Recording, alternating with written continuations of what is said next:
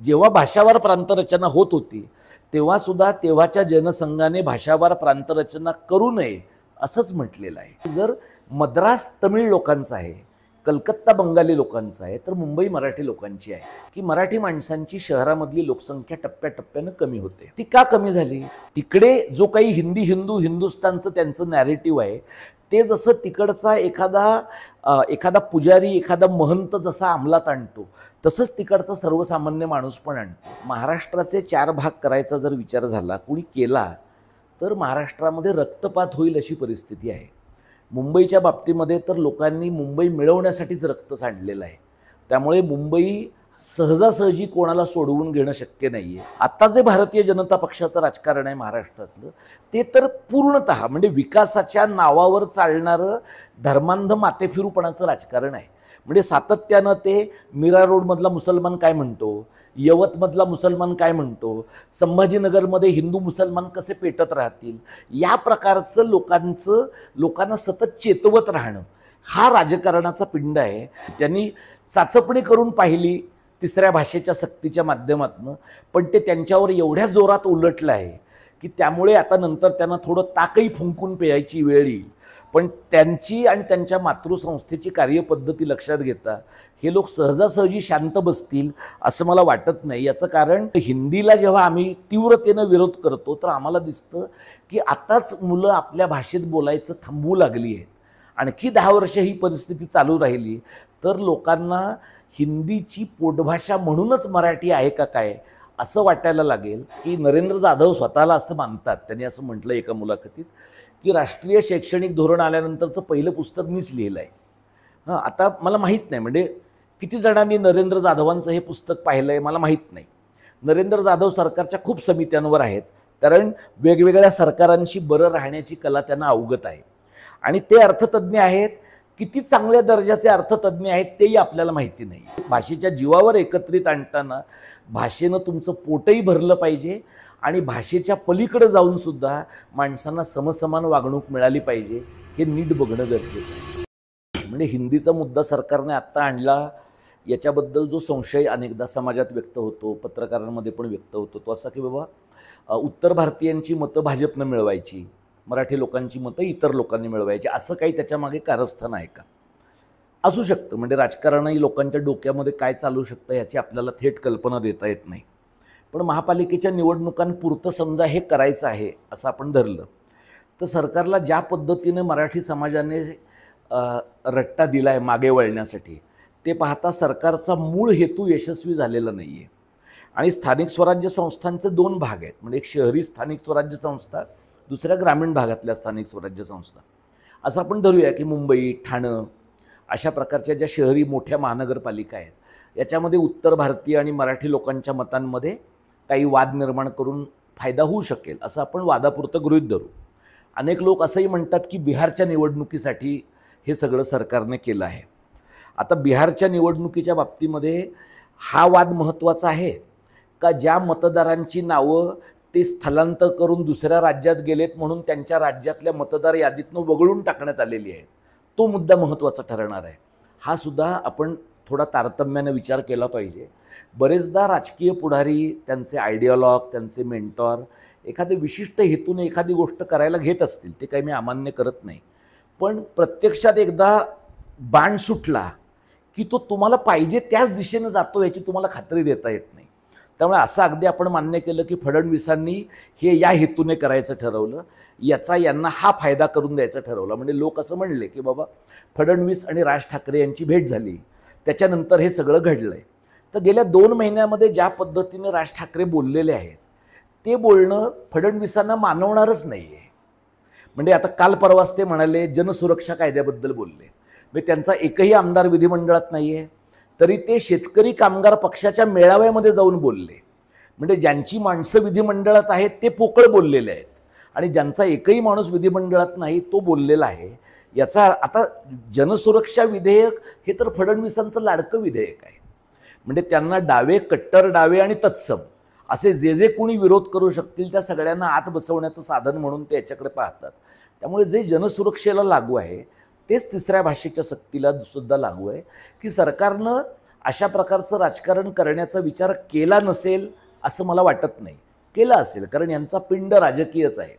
पण त्यांना जे राजकारण करायचं होतं त्यातमध्ये त्यांना गेल्या 2-3 महिन्यामध्ये यश आलं आहे असं अजिबात दिसत नाही. मुंबई शहरामध्ये ज्या वेळेला आपण संयुक्त महाराष्ट्राच्या लढ्यासाठी भांडलो त्यावेळेला सुद्धा लोक म्हणायचे की मराठी लोक किती आहेत, 51% आहेत, 52% आहेत.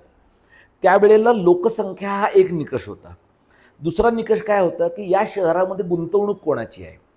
तर त्यावेळेला गुजर मारवाड्यांचं असं म्हणणं होतं, पटेलांचंही म्हणणं होतं, आणि गांधींचा मृत्यू पण खूप आधी झाला आहे, पटेलांचाही 50 साली झाला आहे. पण त्या दोघांनाही असं वाटायचं की मुंबई एकतर वेगळी राहिली पाहिजे किंवा गुजरातला गेली पाहिजे. आता या सगळ्याच्या मागे गुजर मारवाड्यांची भावना काय आहे की या शहरातली भांडवली गुंतवणूक ही गुजराती मारवाड्यांची आहे. मराठी लोक काय आहेत, असले तर मजूर आहेत, कामगार आहेत. पण बाबासाहेब आंबेडकरांनी संयुक्त महाराष्ट्राच्या लढ्याच्या निमित्ताने किंवा एकूण भाषाभार प्रांत रचनेच्या निमित्ताने 2दा त्यांची मनोगत व्यक्त केली.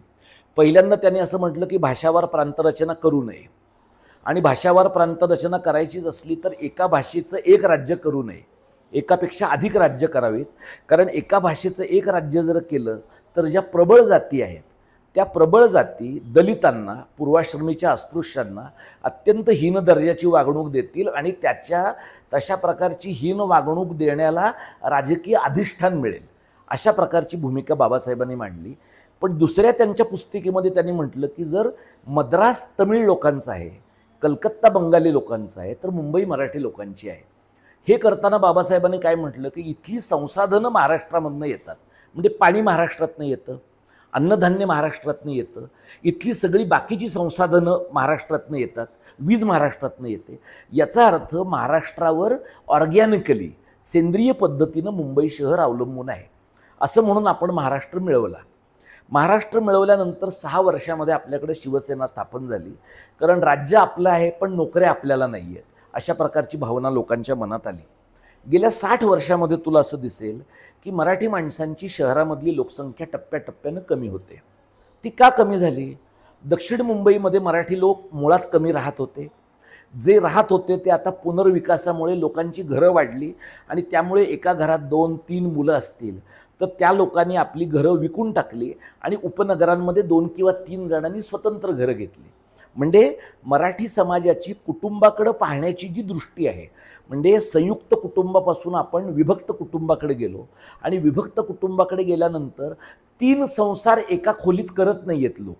हे दक्षिण मुंबईत झालं, हे दक्षिण मध्य मुंबईत झालं, हे मध्य मुंबईत पण झालं. त्यामुळे टप्प्याटप्प्यानं मराठी माणूस जो सायनच्या पलीकडं, मुंबईच्या शिवेच्या पलीकडं होता, तो मुंबईच्या शिवेच्या इकडच्या बाजूला येऊन हळूहळू मुलुंडपर्यंत, दहिसरपर्यंत, मानकुर्दपर्यंत गेला. आता मराठी माणूस पालघरपर्यंत गेला आहे, रायगडपर्यंत गेला आहे, कर्जतपर्यंत गेलेला आहे. याचा अर्थ परवडणारं घर नावाची जी गोष्ट होती ती मराठी माणसाच्या आवाक्याच्या बाहेरची झाली मुंबई शहराच्या चौकटीमध्ये. 80 साली, म्हणजे 80 साली सुरुवात झाली, 82 साली ॲक्च्युली मोठा संप झाला, जो टेक्निकली अद्यापही संपलेला नाही आहे. दत्ता सामंतांनी तो संप केला गिरण्यांचा आणि जवळपास 2.5 लाख कामगार बेकार झाले. सर्वसाधारण विजडम आपल्या लोकांचं असं सांगतो की दत्ता सामंतांनी कामगारांचं नुकसान केलं. जर तुम्ही दत्ता सामंतांच्या नेतृत्वाखाली गिरणी कामगारांनी केलेल्या मागण्या पाहिल्या तर त्या मागण्या आत्ताच्या मागण्यांच्या तुलनेत अत्यंत किरकोळ मागण्या होत्या. पण या मागण्या जर मान्य केल्या तर दत्ता सामंत हा नॅशनल हिरो होईल. या कल्पनेमुळं इंदिरा गांधींनी देशाच्या पातळीवर आणि वसंतदादा पाटील आणि त्यांचे मेहुणे मनोहर फाळके जे राष्ट्रीय मिलमजदूर संघाचे प्रमुख होते त्यांनी महाराष्ट्राच्या पातळीवर हा संप कठोरपणे मोडून काढला. त्याचे 2 तोटे झाले. एक म्हणजे गिरणी कामगार काही लाख एकतर गावी निघून गेले किंवा मुंबईच्या बाहेर निघून गेले आणि त्या गिरण्या बंद झाल्यामुळे गिरण्यांच्या चाळींमधले लोक बाहेर पडले आणि गिरण्यांच्या जमिनी गेल्यानंतर त्या मिलच्या जागेचं मॉलमध्ये रूपांतर झालं. तिथे राहणारा जो नवा वर्ग आहे तो धनाढ्य अमराठी लोकांचा आहे, जैन मारवाड्यांचा आहे, इतर अमराठी लोकांचा आहे. असा हळूहळू मुंबईतनं मराठी माणूस घटतो आहे. दुसरं मराठी माणसांच्या बाबतीमध्ये असं झालेलं आपल्याला दिसतं की संघटित क्षेत्रातल्या नोकऱ्यांमध्ये मराठी माणसांना जास्त रस आहे. म्हणजे क्लार्क होण्यामध्ये रस आहे किंवा जिथे जिथे पगार आहे, पेन्शन आहे, अशा प्रकारच्या नोकऱ्यांमध्ये मराठी माणसांना रस आहे. आणि हे नको असेल तर मग मराठी माणूस IT क्षेत्रामध्ये गेला आहे, मराठी माणूस देशाच्या इतर भागांमध्ये गेला आहे. पण मुंबई शहराची ज्या प्रकारची अर्थव्यवस्था विकसित झाली, जिथे मॅन्युफॅक्चरिंग बंद झालं, जिथे सर्व्हिस सेक्टर सेवा क्षेत्र वाढलं, त्या सेवा क्षेत्राला लागणारा जो सैल किंवा स्वस्त मजूर आहे, तो स्वस्त मजूर मुंबईतल्या मराठी माणसांकडनं मिळाला नाही. तो कुठून मिळतो? तो उत्तर भारतातनं मिळतो. कारण तो 10 तासाच्या ऐवजी 14 तास काम करतो. यांनी 500 रुपये पगार मागितला तर ते 300 रुपये पगारामध्ये काम करतात. यांनी गणपती दिवाळीची सुट्टी मागितली तर ते सुट्टीच मागत नाहीत. आता या सगळ्याकडे पाहण्याची पद्धत काय आहे आपल्या लोकांची सुद्धा, की मराठी लोक कामचुकार आहेत आणि उत्तर भारतीय लोक कष्टाळू आहेत. आता जर उत्तर भारतीय लोक एवढे कष्टाळू आहेत तर त्यांच्या राज्यात त्यांचा विकास का नाही होऊ शकलेला? कारण त्यांच्या राज्यात उद्योग पण नाही आहे आणि आता जी त्यांची कामसू वृत्ती या महाराष्ट्रात दिसते आहे ती त्यांच्या राज्यात का दिसत नाही? कारण तिथं ते स्थानिक आहेत. त्यामुळे तिथं ते पण 8च तास काम करतात. तिथं त्यांनाही कामगार कायद्यांची गरज वाटते. म्हणजे आपल्याकडे जो उत्तर भारतीय कामगार लोकप्रिय झाला आहे तो कशामुळे झाला आहे? तर युनियन संपल्या. या पद्धतीनं मुंबईतलं जे सेवा क्षेत्र आहे त्या क्षेत्रामध्ये उत्तर भारतीय किंवा परका मजूर जो आहे तो हवासा वाटतो. याचं कारण त्याने कमीत कमी श्रमामध्ये केलेलं जास्तीत जास्त जे काम आहे ते भांडवलदारांच्या हिताला अंगाशी येतं किंवा फायद्यात पडतं. ते या परिस्थितीमध्ये आत्ताच्या घडीला मुंबई शहरात MMR जो प्रांत आहे 5 जिल्ह्यांचा, याच्यामध्ये मराठी माणसांची संख्या कमालीची कमी होते आहे. याचं कारण उत्तर भारतातनं प्रचंड मोठ्या प्रमाणात स्थलांतर आहे. तिथे गेल्या 25-30 वर्षांमध्ये रिव्हर्स मायग्रेशन नावाची गोष्टच नाही आहे. म्हणजे कोविडच्या काळामध्ये तुम्ही बघा की महाराष्ट्रामध्ये जे काही सरकार होतं त्यांनी इथून जाणारा मजूर उत्तर भारतामध्ये नीट पोचवण्याचे सगळे प्रयत्न केले. तिथे तो मजूर गेला, त्या मजुराने त्यानंतरच्या निवडणुकीत उजवत सरकार आणलेलं आहे. म्हणजे असं होत नाही की मजूर आपण एकेकाळी मानायचो किंवा मजूर हा बाय डिफॉल्ट डावा असतो, तर मजूर हा बाय डिफॉल्ट डावा असत नाही. तिकडे जो काही हिंदुस्थानचं त्यांचं नॅरेटिव्ह आहे ते जसं तिकडचा एखादा पुजारी एखादा महंत जसा अंमलात आणतो तसंच तिकडचा सर्वसामान्य माणूस पण आणतो. त्यामुळे आत्ताच्या घडीला मुंबईतल्या मराठी माणसांची परिस्थिती अशी आहे की मुंबईतला मराठी माणूस संख्येने घटतो आहे. मुंबईतल्या मराठी माणसाला त्याच्या एकूण जगण्याच्या शक्तीचा संकोच झाल्याचं दिसतं आहे. आणि दुसरीकडे मराठी माणसाची मराठी म्हणून जी ओळख आहे ती कमी होऊन तो पार्ट टाईम हिंदू आहे. म्हणजे बाळासाहेब ठाकरेंनी त्याला पहिल्यांदा ही सवय लावली की तुम्ही महाराष्ट्रात मराठी आहात, देशात हिंदू आहात. हे शिवसेनेच्या अनेक नेत्यांना आम्ही लोकांनी सांगितलेलं आहे की तुम्हाला देशात काही अस्तित्वच नाही तुमच्या पक्षाला, तर तुम्ही कशाला देशाचा विचार तुम्ही करता? हेच राज ठाकरेंनी पण केलं. बराच काळ ते मराठीचं राजकारण करत राहिले. नंतर मात्र ते हनुमान चालिसा, मशिदीवरचे भोंगे याच्याबद्दल बोलत राहिले. आता जे भारतीय जनता पक्षाचं राजकारण आहे महाराष्ट्रातलं ते तर पूर्णतः म्हणजे विकासाच्या नावावर चालणारं धर्मांध माथेफिरूपणाचं राजकारण आहे. म्हणजे सातत्यानं ते मीरा रोडमधला मुसलमान काय म्हणतो, यवतमधला मुसलमान काय म्हणतो, संभाजीनगरमध्ये हिंदू मुसलमान कसे पेटत राहतील, या प्रकारचं लोकांना सतत चेतवत राहणं हा राजकारणाचा पिंड आहे. त्यामुळे आत्ताच्या घडीला जी मोठी शहरं आहेत महाराष्ट्रातली, मुंबई, पुणे, नागपूर, संभाजीनगर, या शहरांमध्ये लोकांचं बाहेरच्या राज्यातल्या लोकांचं स्थलांतराचं प्रमाण मोठं आहेच. पण या राज्यातली भाषा शिकून घेणं, या राज्यातल्या दैनंदिन व्यवहाराशी जोडून घेणं आणि ते जोडण्यासाठी भाषेचं साधन वापरणं एवढी किमान गरजसुद्धा लोकांना वाटत नाही. आणि त्याच्यामुळे अशी आपण बेटं तयार केली, ज्याला मोठ्या शहरांमध्ये आपण गेटेड कम्युनिटी म्हणतो. त्या गेटेड कम्युनिटीज आता सगळ्या मोठ्या शहरांमध्ये आहेत आणि त्यामुळे त्या गेटेड कम्युनिटीमध्ये मला समाजाशी आणि स्थानिक समाजाशी जो माझा संपर्क आहे तो का लागणार आहे? मी जर अमराठी असेल तर धुणभांडी करणारी व्यक्तीच फक्त माझ्याकडे स्थानिक समाजातली येणार आहे. बाकी मला स्विगी, झोमॅटो, ब्लिंकिट, झेप्टोवरनं सगळ्या गोष्टी मला मिळत आहेत. म्हणजे सर्वसामान्य माणसांशी जो काही स्थानिक जनतेशी तुमचा ऑर्गॅनिक संबंध असला पाहिजे त्याची अजिबात गरज नव्या स्थलांतरितांना वाटत नाही. आणि त्याच्यामुळे आता लोकांना असं वाटतं की म्हणजे ज्यावेळेला कर्नाटकात मध्यंतरी वाद झाले तेव्हा बंगलोरमध्ये असेच तुमच्यासारख्या यूट्यूबर्सनी तरुण मुलामुलींना जाऊन बंगलोरची भाषा कुठली आहे ते विचारलं. तर लोकांनी बंगलोरची भाषा संस्कृत आहे, इथपासून हिंदी आहे, तमिळ आहे, हे वाटेल ती उत्तरं दिली आहेत. मुंबईसारख्या शहरात सुद्धा अनेक माणसं अशीच उत्तरं देतील. याचं कारण मातृभाषा नावाची काहीतरी गोष्ट आहे, राज्याची भाषा नावाची काहीतरी गोष्ट आहे. आपल्यामध्ये दोन राज्यातल्या लोकांमध्ये अनौपचारिक संपर्काची एखादी भाषा आहे. ही जी एक स्पष्टता मुलांना यावी लागते ती मला वाटतं मोठ्या माणसांमध्ये पण नाही आहे. त्यामुळे आता जी ही सगळी इंस्टाग्रामची जेनझी आहे, या मंडळींच्या मध्ये तर या प्रकारची स्पष्टता मला खूप कमी दिसते. कारण यातल्या अनेकांचं शिक्षण मातृभाषेतनं झालेलंच नाही आहे. त्यामुळे त्यांची समाज माध्यमावरची ती भाषा आहे, तिची लिपी मराठी नाही आहे, लिपी कानडी नाही आहे, लिपी गुजराती नाही आहे. लोक रोमन स्क्रिप्टमध्येच त्यांचे मेसेजेस लिहित आहेत. जर लोक रोमन लिपीतनं त्यांचे मेसेज लिहित आहेत, तर मी आता रोमन लिपीमधनं मराठी लिहिलं काय आणि रोमन लिपीतनं हिंदी लिहिलं काय, तरुण पोरांना त्याचा फरक पडेनासा झाला आहे. त्यातली अनेक मुलं कॉन्व्हेंटमध्ये शिकलेली आहेत. त्या कॉन्व्हेंटमध्ये शिकलेल्या मुलांना शाळेमध्ये मराठी बोलूच दिलेलं नाही आहे. घरामध्ये आईवडिलांनी तू शक्यतो मराठी बोलू नको कारण तुझा इंग्रजीचा सराव कमी होईल म्हणून त्यांना मराठी बोलायला लावलेलं नाही. अशी आपल्याकडे आग्रहाने चुकीचं हिंदी आणि इंग्रजी बोलणारी 20 ते 30ची पिढी आहे. ही जी मुलं आहेत, या मुलांच्याकडं बघून आता शाळेत जाणाऱ्या मुलांची पिढी वागणार किंवा शिकणार आहे. त्यामुळे हिंदीला जेव्हा आम्ही तीव्रतेनं विरोध करतो तर आम्हाला दिसतं की आताच मुलं आपल्या भाषेत बोलायचं थांबवू लागली आहेत. आणखी 10 वर्ष ही परिस्थिती चालू राहिली तर लोकांना हिंदीची पोटभाषा म्हणूनच मराठी आहे का काय असं वाटायला लागेल. आणि जिथं प्रचंड मोठ्या प्रमाणात स्थलांतरित आहेत तिथं याचा परिणाम राज्याच्या एकूण स्ट्रक्चरवर होईल, राज्याच्या एकूण स्वरूपावर होईल आणि ते मराठी भाषक राज्यच राहणार नाही अशा प्रकारची आम्हाला भीती वाटते. नेहरूंनी ज्यावेळेला उल्लेख केला किंवा नेहरूंनी ज्यावेळेला विचार केला 56 साली 3 राज्य करावीत, विदर्भाचं वेगळं राज्य करावं आणि मुंबईचा केंद्रशासित प्रदेश करावा आणि महाराष्ट्राचं राज्य करावं, तर नेहरूंना असं वाटत होतं की मुंबई कॉस्मोपॉलिटन आहे, बहुडंगी शहर आहे आणि महाराष्ट्रासारख्या किंवा कुठल्याही एकभाषिक राज्यामध्ये त्याच्यातला चार्म निघून जाईल. तर मला असं वाटतं की नेहरूंचं जे अतिरिक्त इंग्रजी प्रेम आहे ना, त्या इंग्रजी प्रेमाचंच हे एक रूप आहे की ज्याच्यामुळे त्यांनी हे या सगळ्या पद्धतीनं पाहिलं.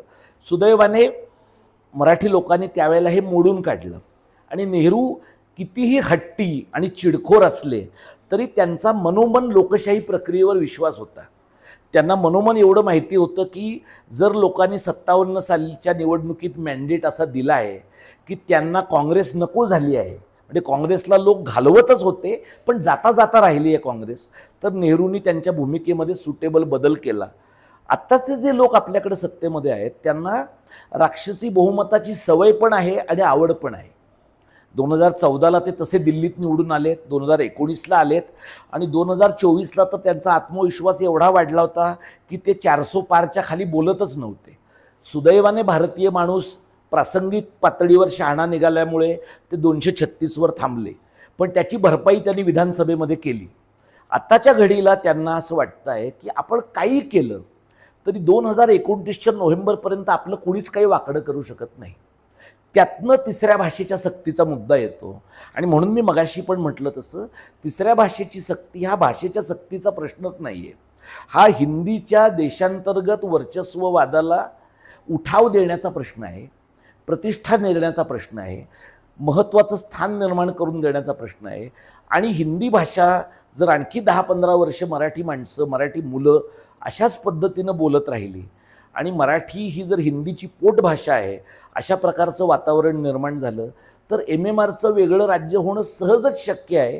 कारण तिथं मग उत्तर भारतीयांची संख्या आणि गुजर मारवाड्यांचा पैसा यांची मराठी माणसांच्या विरुद्ध सहजच युती होईल.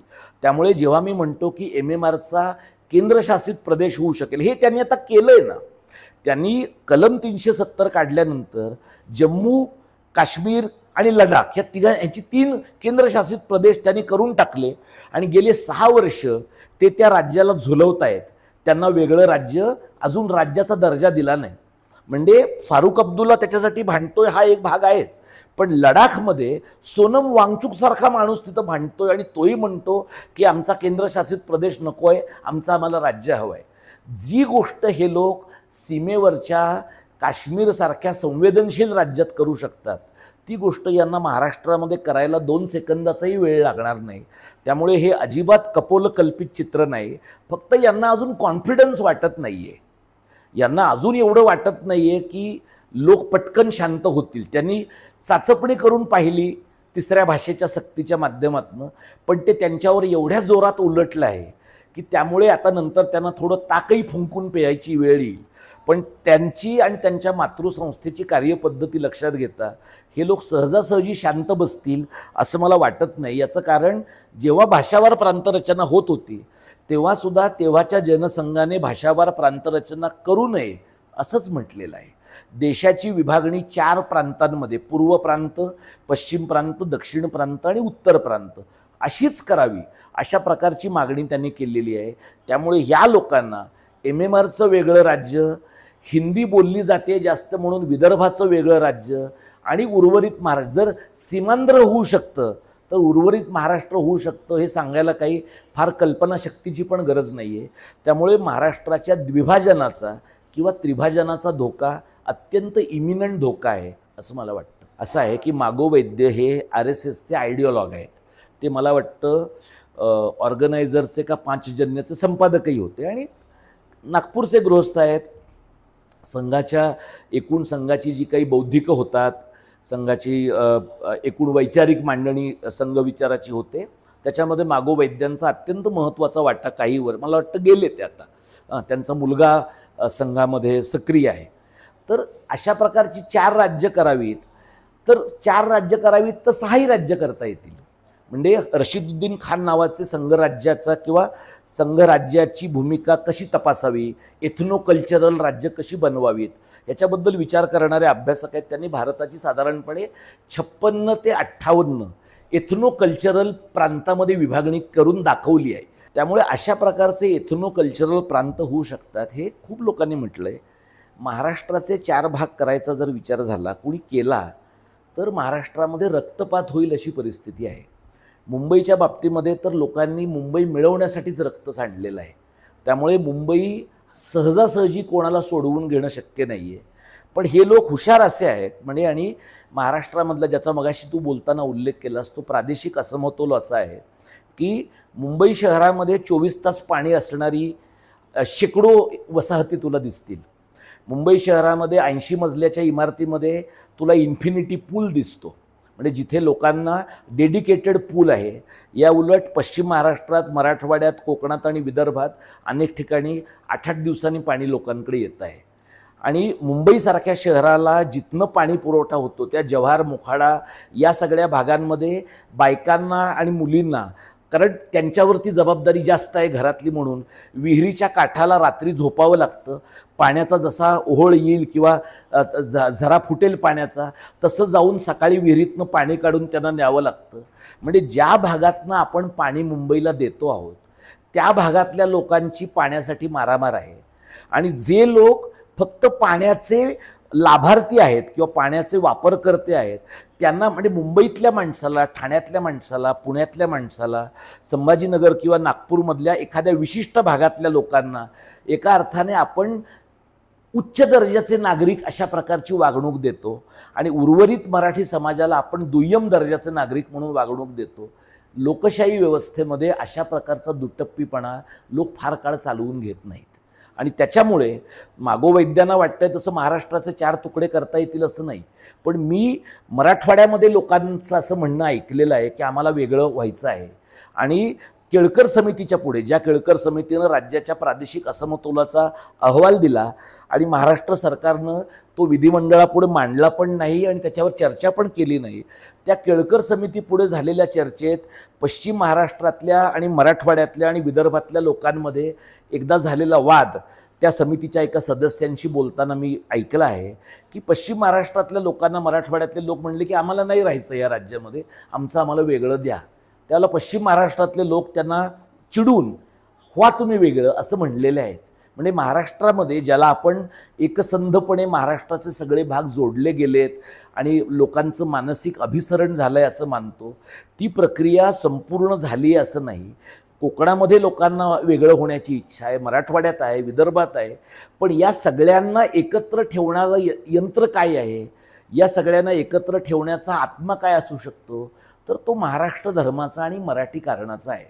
पण महाराष्ट्र धर्म, मराठी कारण, मराठी भाषा हे सांगताना तुम्ही एका भागात गुळगुळीत रस्ते आणि दुसऱ्या भागात खाचखळग्याचे रस्ते, एका भागात 24 तास पाणी, दुसऱ्या भागात 10 दिवसाने पाणी, एका भागात तू म्हणतोस तसं विजेचं प्रचंड प्रदूषण, आणि ज्याचा मुंबई शहरामध्ये राज ठाकरेंनी उल्लेख केला की सगळ्या हायवेंचं डान्सबारीकरण झालं, एवढा लाईट हायवेंवर लावून ठेवला आहे. दुसरीकडं वाड्या वस्त्यांवर अगदी ऑपरेशन थिएटर चालवण्यासाठी पुरेसा लाईट नाही. अशा प्रकारची संरचनात्मक आणि संसाधनात्मक असमानता जर एखाद्या समाजामध्ये असेल तर लोक फार काळ तुम्ही सगळे एकच आहात हे ऐकून घेतील असं नाही.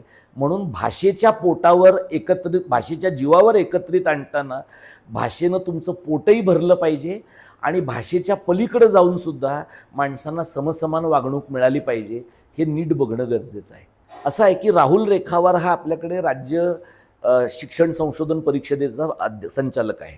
बालभारतीचे अध्यक्ष आतापर्यंत संचालक आतापर्यंत कृष्णकुमार पाटील होते. आता मला वाटतं अनुराधा ओक त्याच्या प्रमुख आहेत. ही जी राज्य शैक्षणिक संशोधन आणि प्रशिक्षण परिषद आहे, हिने शिक्षणाचा आराखडा ठरवायचा आहे. त्यांनी प्रत्यक्षात वर्ग कसे चालावेत, वेळापत्रक काय असावं, पुस्तकं कुठली काढावीत, ह्याच्याबद्दलची अक्कल शिकवणं हे त्यांचं काम नाही आहे. आणि बालभारतीचा जो संचालक आहे त्याचा बॉस थेट शिक्षण मंत्री आहे.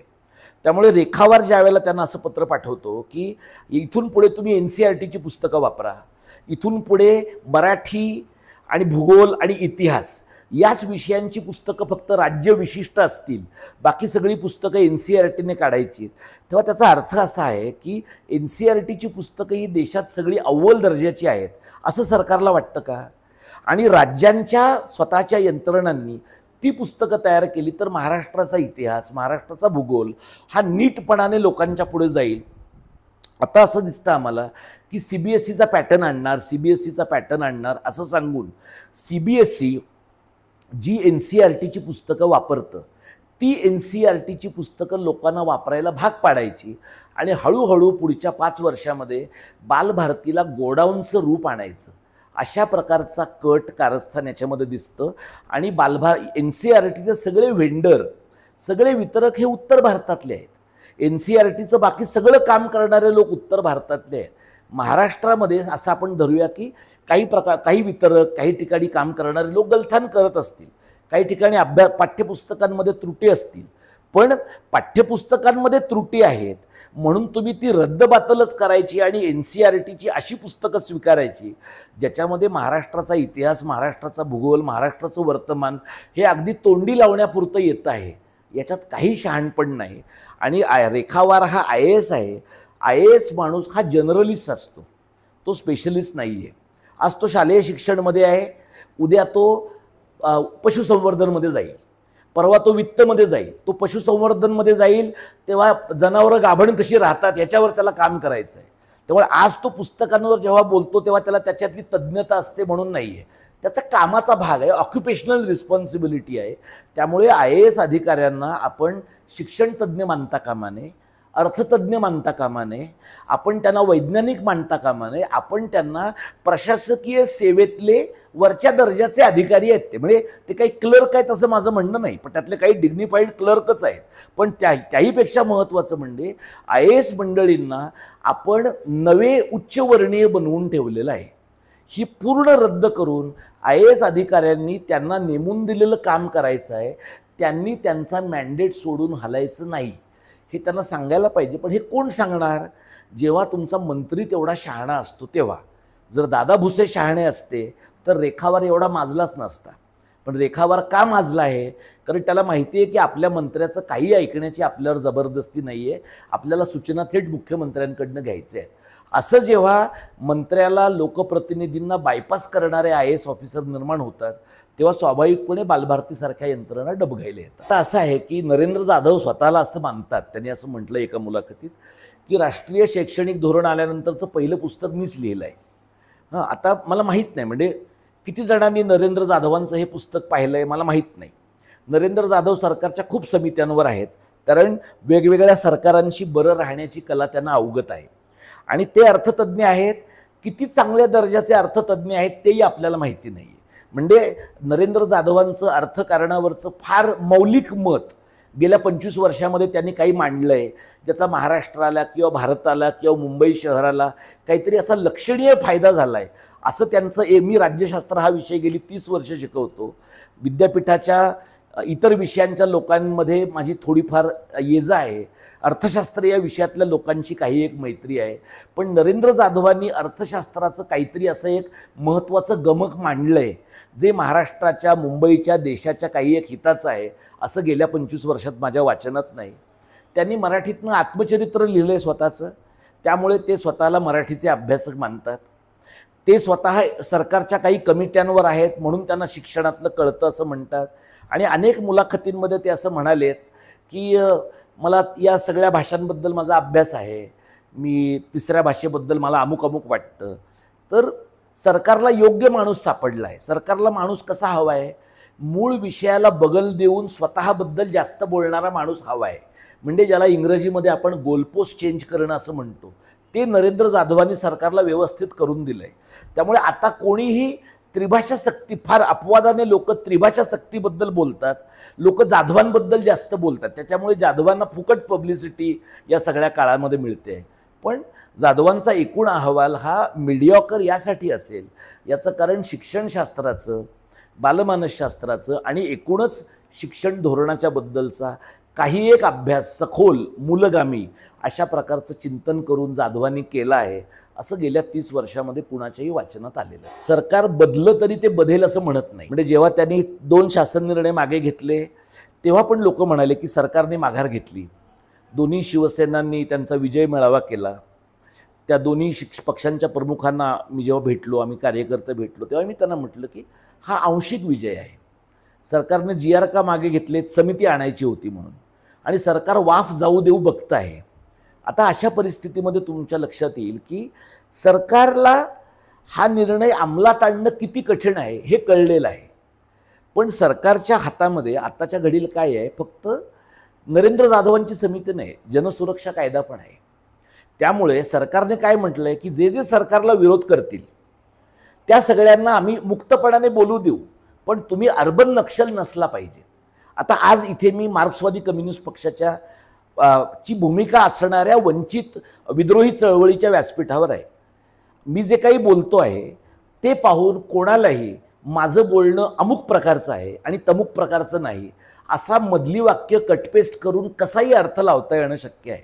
त्यामुळे मी मराठीचं बोलणं म्हणून महाराष्ट्राला पुढे धोका निर्माण करतो का? माझं बोलणं म्हणजे मी शहरातला अर्बन नक्षलच आहे का? म्हणजे मी छुपा मार्क्सवादी आहे का? मी वंचितांच्या आड राहून कट्टर डावं राजकारण करतो आहे का? अशा अनेक प्रकारच्या प्रश्नांचं काहीही उत्तर सरकारला, कारण सरकार उत्तर आधी देणार आणि प्रश्न नंतर बनवणार. म्हणजे असं नाही आहे की माझं वागणं पाहून किंवा माझ्यासारख्यांचं वागणं पाहून ते आमच्यावर निर्णय घेतील असं नाही. खोळेपणा काही करायचंच असेल तर त्यांना स्वातंत्र्य आहे तसं करण्याचं, त्यांना खोळेपणा करण्याचं स्वातंत्र्य आहे. आम्हाला मराठी कारणाचा लढा टोकाला नेण्याचं स्वातंत्र्य आहे. मला असं वाटतं की ते आम्ही करत राहू. कुठल्याही प्रकारचं पॉलिटिकल आणि सेलिब्रिटीचं ग्लॅमर आमच्या कामाच्या मागे नसताना जर तुम्हाला मी मांडतोय त्या मुद्द्यांची दखल घ्यावीशी वाटते, याचा अर्थ गोष्टी झिरपतात. गोष्टी जेव्हा झिरपतात तेव्हा ते पाझर काढून टाकणं सहजासहजी शक्य होत नाही. म्हणजे अगदीच मराठी समाजाच्या संवेदनशीलतेला दुष्काळ लागला तरच हे शक्य आहे. आणि मला असं वाटतं की त्या बाबतीत मी आशावादी आहे.